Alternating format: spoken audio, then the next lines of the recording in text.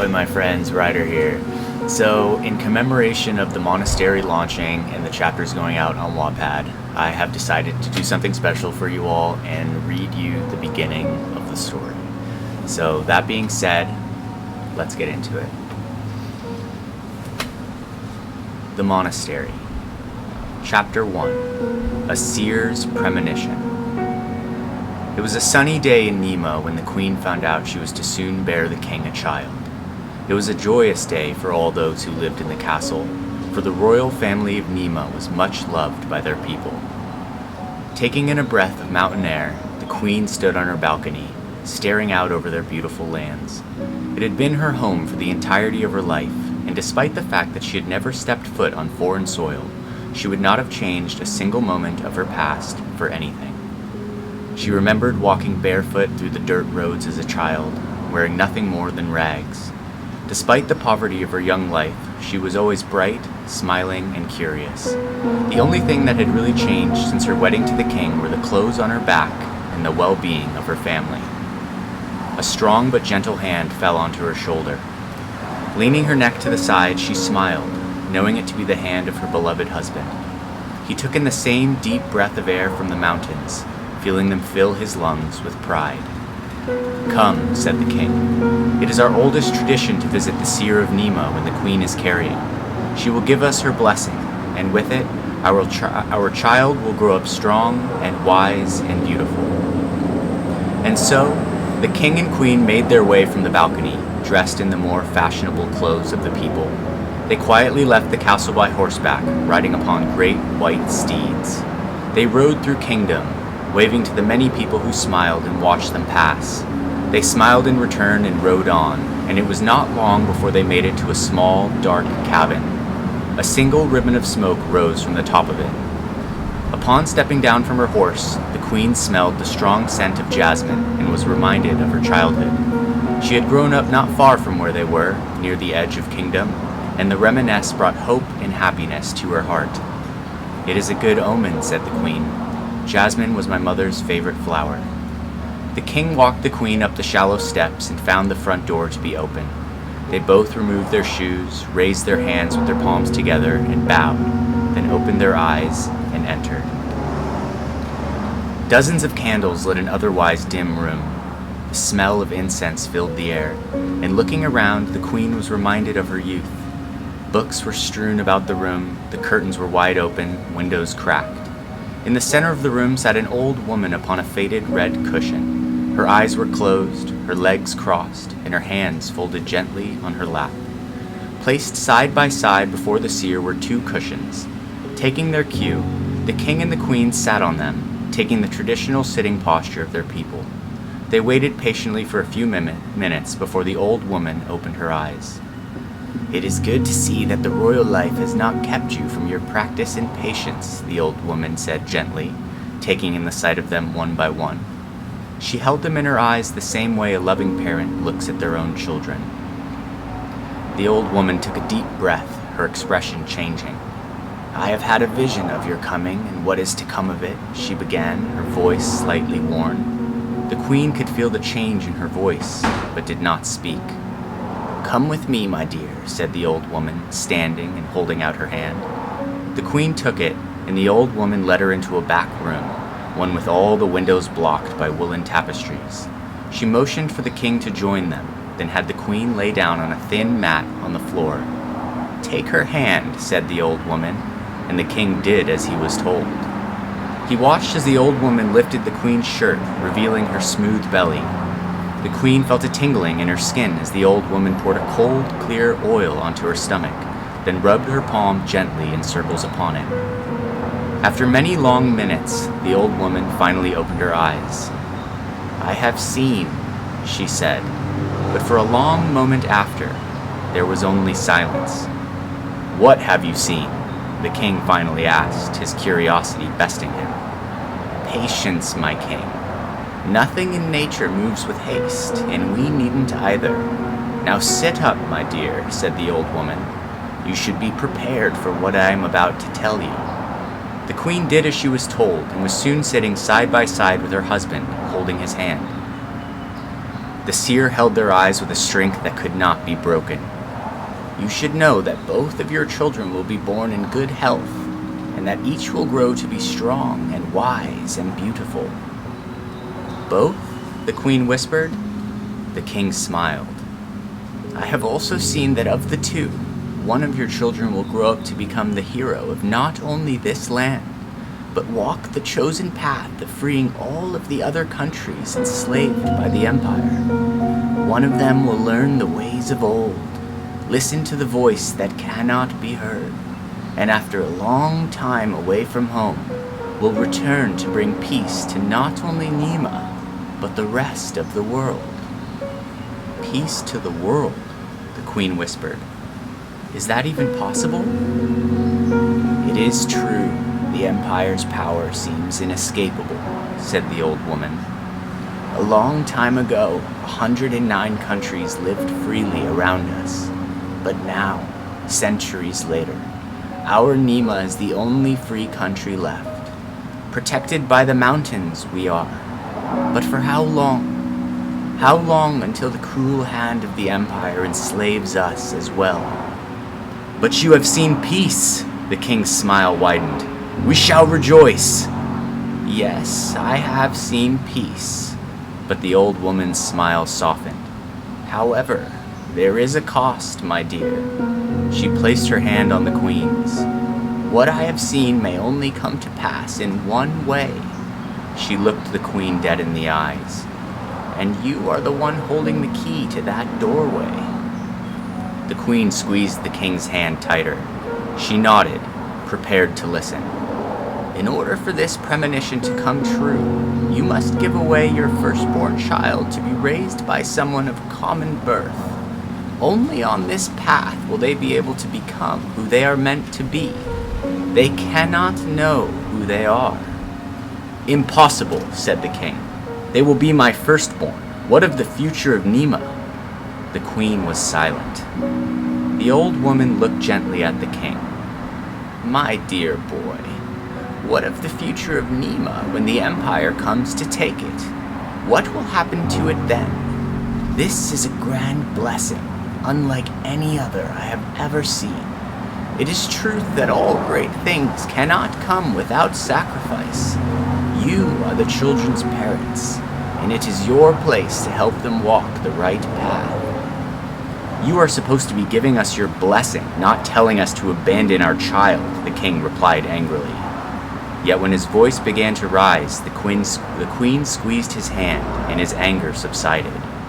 The queen took the old woman in her eyes and smiled sadly, then bowed her head, stood, and walked out of the room. She walked out of the little cabin with the thin ribbon of smoke and mounted her white horse. She was not sure if the king was following her or not. It did not matter. She rode and rode, the world a blur around her. Before she knew it, she was back in the castle. People spoke, but she could not listen. She could not think. She found her way to the balcony by the fall of night and spent many hours staring out at the stars. Many months passed, and the queen became fuller and fuller. She seldom spoke to the king of the premonition, for the one time they had, neither of them could come to any sort of conclusion. The king, however, thought it preposterous to give his child away. How can the child be given the education, training, and wisdom one would need to bring an end to the reign of the empire under the tutelage of someone of common birth, the king had once said. The queen had responded with nothing but a cold glare. It wasn't long before the queen would bear her child. That morning she had looked the king in the eyes and spoken from her heart. "If it proves true that I do have 2 children, as the seer saw in her vision, then we will give the firstborn to someone of common birth to be raised. I have spent 8 months in my mind with this choice, and this is what I have found." The king opened his mouth to say something, then stopped. "But if you only have 1 child?" the king asked slowly. "Then we can only assume the seer was wrong in her vision." 12 hours later, the queen gave birth to a beautiful baby boy, and not 2 minutes after that, she gave birth to a beautiful baby girl. The king walked out of the room before even holding the child. overwhelmed by the grief of the premonition and what needed to be done.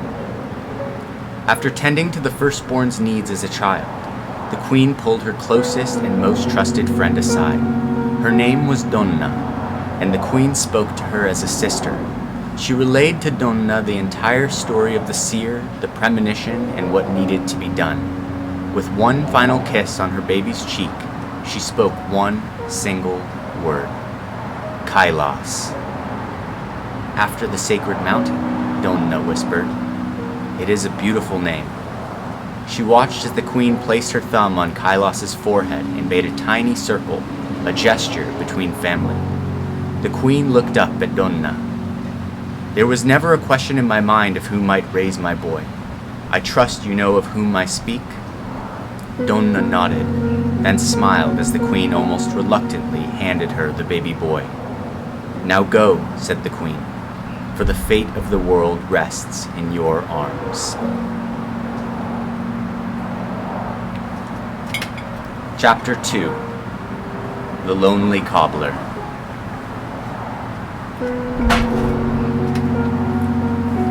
A soft rain pattered the ground as Donna, garbed in unrevealing raiment and hooded, walked through the streets of Kingdom. Although she could hardly believe the story the queen had told her, she felt a strong sense of love alongside the trust she was being given. She hadn't had to think about where she would take the child, as she knew in her heart where the queen meant for him to go. Donna was one of the many that worked in service to the queen. In a sense, they all looked up to the queen and were more than fond of her. She had come from common birth, the same as them, and had made her way onto the royal throne. But that was not the reason they loved her. Many of those in service to the queen were once orphans, and shortly after her crowning, she took many of the children off the streets and gave them a place in the castle. There they found their homes and their professions, and they all still loved her dearly to this day. The man who had once taken care of the orphans had been a dear friend to the queen all her life. After most of the orphans were adopted, he passed on his responsibility to another and became a cobbler who lived near the center of town. No matter which hardship he faced, the man always wore a kind, compassionate smile. He had found his passion in craft at a later age, and since then had worked diligently. However, several years before, Donna had heard that before the man could have children of his own, his wife had passed away from a sudden sickness. Since that day, the man hardly spoke, and despite the smile on his face, she could always sense the sadness in his heart. It was with this man Donna would leave the child, for it was with this man she knew the child would learn to smile in the dark. Donna came to a stop and looked up at the window of the cobbler's shop. It had a warm light glowing from the inside. She smiled and walked toward the front door. The soft cry of the baby could be heard from the cradle. The rain fell softly outside the man's window. Inside, the smoke of incense drifted past a painting of a grand mountain crowned by snow. The old man sat cross-legged in one corner of the room, holding a picture frame in one of his hands. A teardrop landed on the picture, revealing it to be a younger picture of himself and his past wife. With all the care of a mother handling a newborn, he placed the picture back where it had been. Turning to a golden statue of a god with 4 arms and a smile on its face, the old man lifted his hands in prayer and bowed his head. His body went very still as he felt and listened to his breathing. A second teardrop fell onto the ground next to his feet. All my life I have lived compassionately toward others. I work a simple trade, taking care of the feet that carry people through their lives. I had a beautiful wife, one whom I loved more than life itself, but he bit his lip, trying to control the tears that were starting to fall down his cheeks. It's so hard for me to ask for help, he sobbed. But since she has been gone, the wounds have not healed. I have lived in this loneliness for so long that it has become a part of my very shadow, leaving me only in the deepest of my sleeps. He raised his eyes to the little golden statue. Please, he said softly, Isn't there anything you can do to heal my loneliness?" At that, the old man heard a faint rapping on his front door. Quickly rubbing and clearing his eyes, he bowed his head 3 times to the golden statue before standing. He made his way down the stairs, hearing only the soft tapping of the rain on the roof. Opening the door, the old man was surprised to find no one standing there. Just as he was about to close it, he heard the soft crying that only a baby can make. Looking down, he saw a baby boy, staring up at him with big, brown eyes. For a long moment, the old man merely stood there. Then he slowly fell to his knees and ran his fingers across the boy's head. Feeling the tears return, the old man looked up at the raining sky and smiled. Donna watched from the shadows across the way. She smiled as the old man carefully lifted the cradle and took the boy inside his home. She felt warmth in her heart as she turned to leave and knew that the boy's journey was only just beginning. Chapter 3.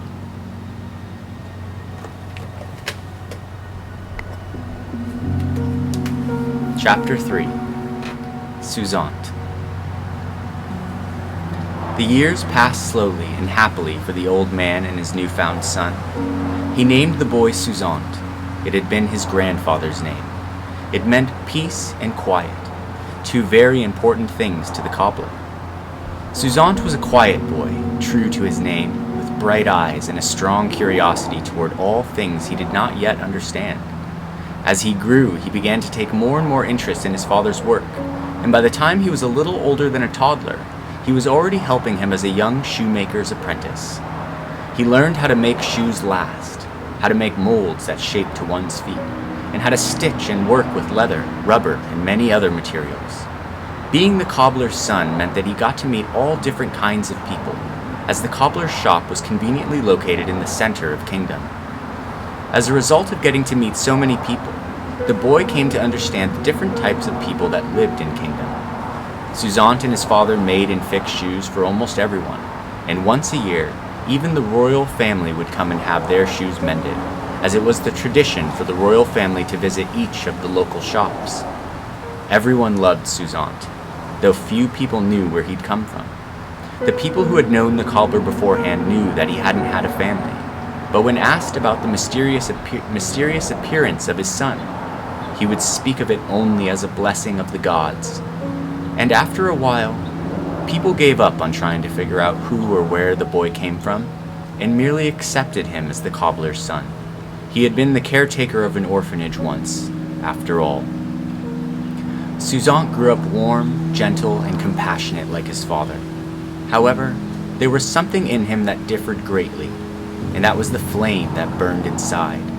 You see, Suzant was constantly trying to learn new things, from reading books to learning how to bake bread, from smithing swords to playing music.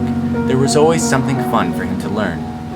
It was this key difference that separated the two, as the cobbler never seemed to care about anything other than his shoe work and taking care of his son. His was a simple life, and he didn't care about dreaming for more. It was in this way that Suzant grew up in Kingdom. But as the years wore on, the flame in his heart only grew stronger, and he would often find himself daydreaming while staring out at the distant hills. He often dreamt of the sacred mountain Kailas, and deep within his soul, he kept a secret there that he had never told anyone. So there are the first 3 chapters of the Monastery. That was about 5 pages long. So not very long at all, actually, in comparison to other novels. I wanted this book to be very easy to read, very easy to pick up and put down.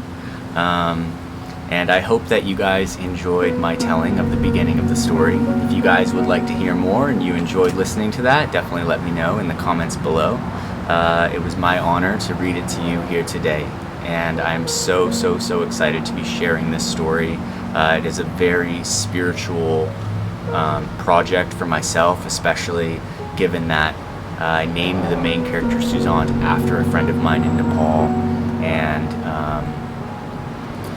proceeds of the book sales, I think like 50% of the book sales will be charitable, 25% to a Tibetan children's village, and the other 25% will go to the building of a monastery in about 5 kilometers from Suzant's hometown in Namugoda in Nepal. So yeah, that being said, I hope you guys enjoyed listening to the tale. I'm so excited to be sharing the whole thing with you guys. We will be uploading 2 chapters a week onto Wattpad. If you want to keep reading or follow us on there, I'm going to put a link in the description below with any other information you guys will need. So yeah, I hope you guys have a wonderful day. I hope you guys enjoyed listening to the tale, and take care everyone, and peace.